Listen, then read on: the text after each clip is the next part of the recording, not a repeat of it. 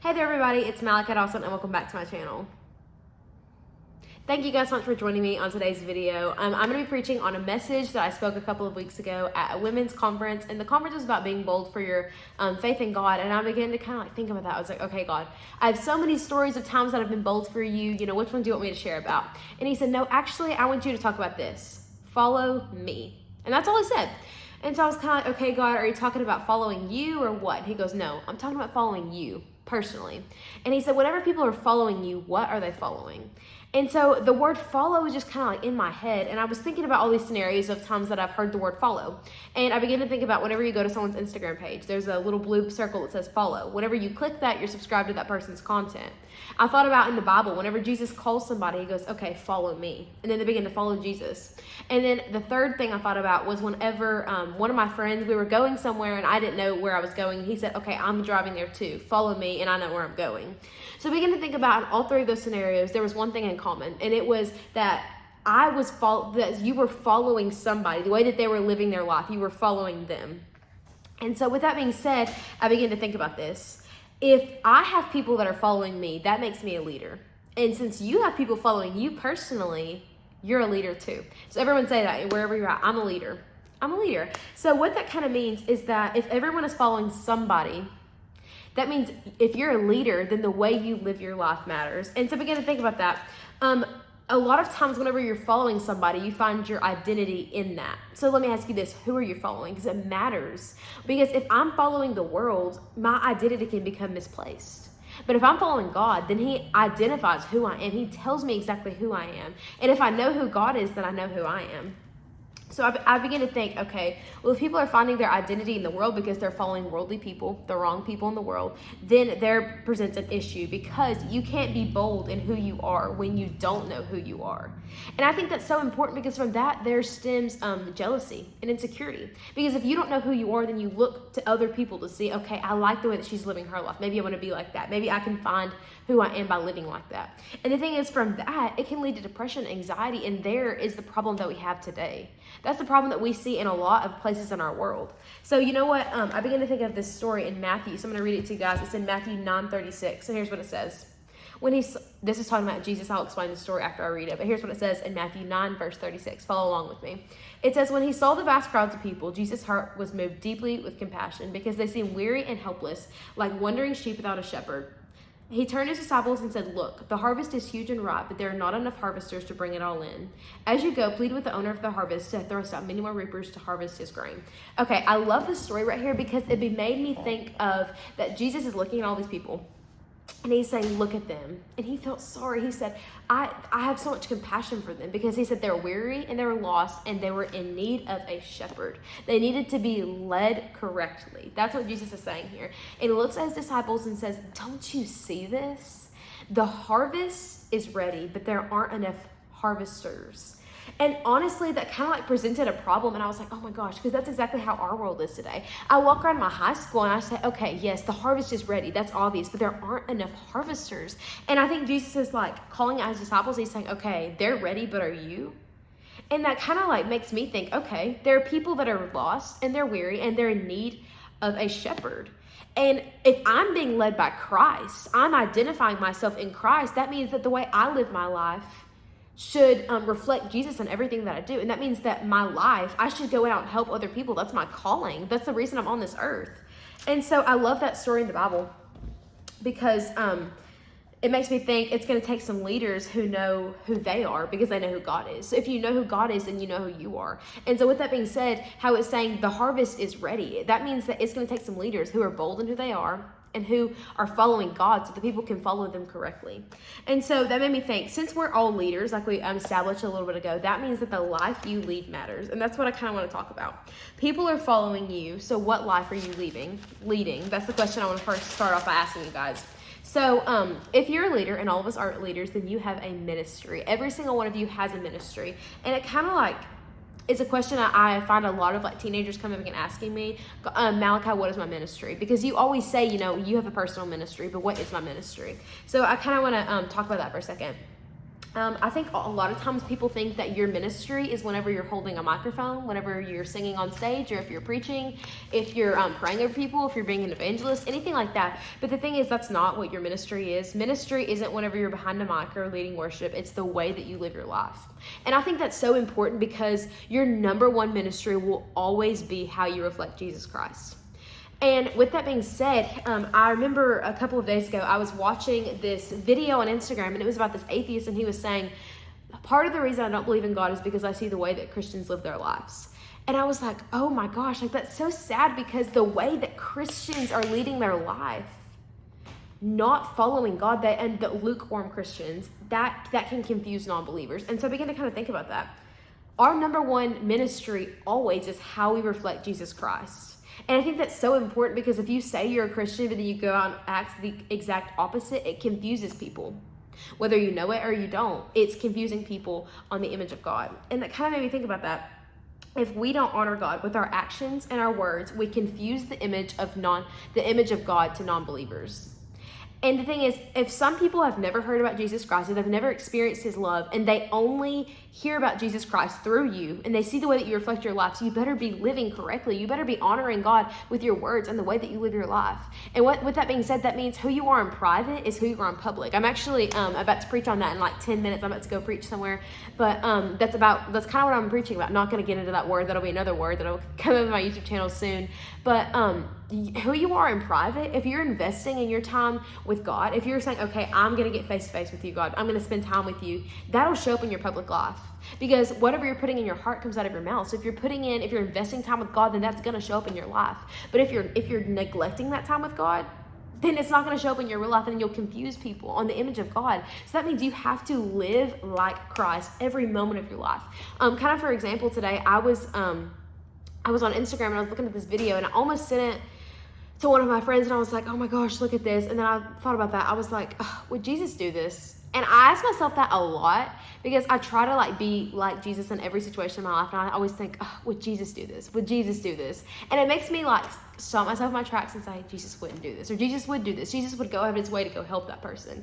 And so even sometimes at lunch, if there's someone sitting alone, the easy thing to do is just sit back in my chair, be with my friends. But then I think about, would Jesus do that? No. Jesus would go sit with them. Jesus would go care on them. Jesus would go love for them. He didn't care if anyone else said anything about them. I'm getting way off my message, but yeah. First of all, your first ministry is how do you reflect Jesus Christ? So I'm going to read to you guys Matthew 5:13. And this is actually, I'm pulling out my other Bible. This is actually one of my favorite things in the Bible. Probably one of my top 5. Honestly, I love Matthew 5:13. I'm going to read it to you guys. This is the Beatitudes. It's Jesus' Sermon on the Mount, and it is probably one of my favorite things, like I said. And here's my favorite verse in the Bible, Matthew 5:13. Here's what it says. You are the salt of the earth.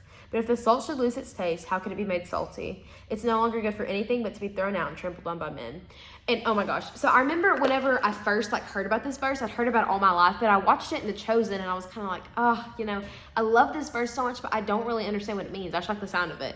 So I began to do a little bit of research, and here's what I found out. Whenever it says you are the salt of the earth, what that means is back in the old days, whenever they didn't have refrigerators, they had salt. And what that salt was, is it was used to keep meat fresh. So instead of having they didn't have refrigerators back then, they would put the meat inside of this salt, because the salt would keep the meat fresh until it was ready to be cooked. And so I thought about the idea, okay, salt was used to keep meat fresh. If we're the salt of the earth, that means we are called to keep people fresh, to keep people in check, to keep people sorry, I'm tripping over my words. That just means that we're called to go and minister what God's saying. And what that makes me think of? Back in Matthew, what was this? Matthew 9. Yes, Matthew 9:36. I was talking about the harvest is ready, but there's not enough harvesters. If there's a harvest that's ready to be harvested, we're the harvesters. We're the salt of the earth. We're used to keep that meat fresh. And this next verse is so crazy. It says, but if the salt loses its taste. If the salt, in other versions says, if the salt becomes unsalty, then it's worth nothing more than to be thrown out and trampled on by men. And oh my gosh, that's so crazy to me, because it's saying if you lose your taste, if you lose your edge, you're worth nothing more than to be thrown out and trampled on by men. So what that's saying is you were called to be a leader. You were called to be bold for God in every aspect of your life. Actually, I didn't know I was going to preach on all this, but a message I'm preaching tonight, again, it was saying that let me just read it to you guys. It's something about God gave me this prophetic word, and he says, you're supposed to be a stranger to this world. You're supposed to be, he said, I'm calling you to stay unfamiliar with the way of this world. And I think that's honestly so like, oh, shocking. You know, God's saying you're not supposed to be like the rest of the world. And I think that's something that he calls us out by saying, you're still supposed to be the salt of the earth. You're supposed to keep people fresh, not flow with the rest of the river. You're supposed to save people. That's the reason we are on this earth, is to be a disciple and to go make more disciples. So with that being said, this kind of makes me think of like my testimony. And if I could name my testimony, it would definitely be called The Narrow Road, because I feel like that's just like something I've always like walked through. For example, so I was at a time in my life about a year ago, and I think I've talked about this on here before, but I'll kind of give you all the highlights of it. About a year ago, I had just like been in a place of God, and I was like, okay, God, I'm completely on fire for you. He gave me so much vision for things that he wanted me to do with my life. And I was like, okay, God, whatever you want, you are my one thing, and you can get rid of everything else in the world, God, but I just want you. And so when I prayed that prayer, he literally took a lot out of my life. And for a long time in my life, I thought he was just taking and taking. And I was like, God, when are you going to give me something? But the thing is, God was like pruning me in that moment. He was getting me to a place before he could give me vision for what he wanted me to do. And then he gave me the vision for the move, which I've talked about that before. It's a ministry I started here in my hometown. But, God had been taking all this stuff out of my life, and I was like, all these like people and friendships and stuff, and I was like, okay, God, like, wow, this has been a lot, but I'm going to trust you through it. And here's what he told me. I remember I was sitting in my closet and I was crying because I was like, God, I feel like I'm starting my senior year of high school and I have no friends. Like, this has just been such a crazy ride. And I was like, God, I trust you, but like, this is hard. And here's exactly what he told me. I remember I was sitting on my closet floor, and he said, just let me walk with you. And oh my gosh, I've literally like taken that to heart. Every single thing that I do, I just say, okay, God's walking through this. God, walk with me through this whole entire thing. And so all my senior year, every single time I get up to preach, I just say, okay, God, it's just you and me. Let's walk this out. And so that's just like something so comforting that God told me. And there's a song by Rick Pino, and it's talking about the narrow road. And one of the lyrics in it says, I know it may get lonely, but I know I'm not alone. And so I began to think about this. Okay, when God closes one door, he always opens up another. So if God is closing a door, he's going to open up another one for me. And I know that. So yes, it was lonely for a little bit, but I knew I wasn't alone. I knew I had God with me. And you know what? He opened up other doors. And now my life has almost like blossomed since that moment. Because I think about where I was a couple of months ago, and I think about where I am now. And I'm like, okay, God, it was hard in those moments, but you had a plan for me through the entire thing. I just had to trust you through it. And so I think about that. If I would never have prayed that prayer, God, take all that away. Take away all this stuff so you can open up new doors. If I hadn't prayed that prayer, I would not be bold in who I am today. And you know what that took for me?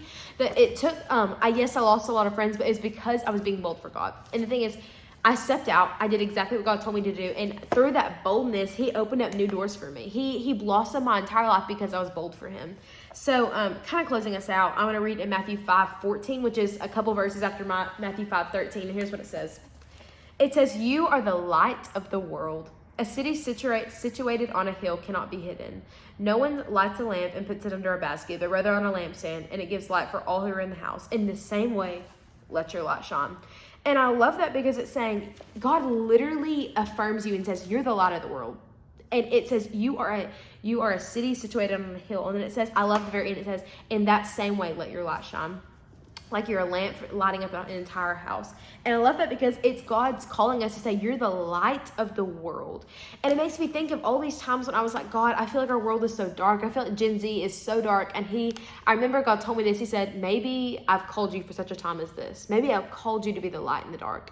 And so I just want to affirm you guys that right now, God is calling you to be bold. And so whenever I think about that, you're a leader and people are following you. So how are you living your life? Because that is so important. So I just wanted to kind of come in here and encourage you guys with that word. I hope this encouraged you. Just the last thing I kind of want to leave you guys with is this. When people follow you, what are they following? So just make sure that you are carrying the right things, whatever God is giving to you, whatever you carry. If you can't carry what God is giving you, then other people can't receive it. You are on this earth for a reason. God designed you with intention, with purpose. Whenever he formed you in your mother's womb, before your mom even knew that she was pregnant with you, God had a plan for you. He's always had a plan for you, and he wants to use you. So I'm encouraging you to spend that time with him. Remove all distractions, put your phone away, and just spend time with God. Let him affirm you. Read your Bible, because God literally affirms you. Whenever you are at a very low point, go read Romans. Go read Romans. It's so amazing. It's so affirming. Go read Matthew. Go read Matthew 5. It's amazing. And God just affirms you. So if you ever feel like you're not worth it, like God doesn't have a plan for you, go read Matthew 5. I'm telling you, it will affirm you. And so I just hope that, guys, you are encouraged by this. You have people following you, whether you know it or not. So live your life right. Your first ministry is the way that you reflect Jesus Christ. I hope this video encouraged you guys, and I'll see you guys later. Bye.